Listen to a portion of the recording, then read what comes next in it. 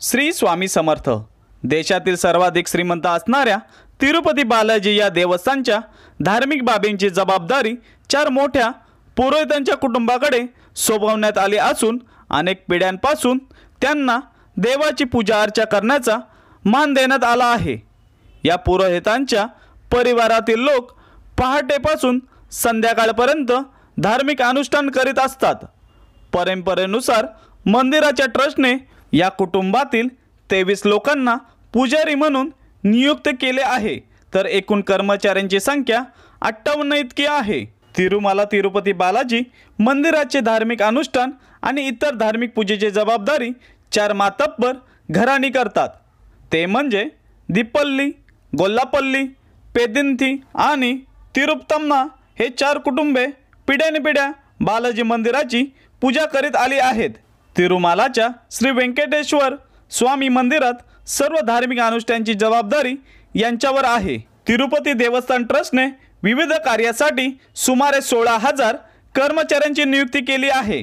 या ट्रस्टने मंदिरात 35 घराण्याच्या बाहेरील पुजाऱ्यांची देखील नियुक्ती केलेली आहे। मुख्य पुजाराला प्रताधन आराधक नावाने ओळखले जाते।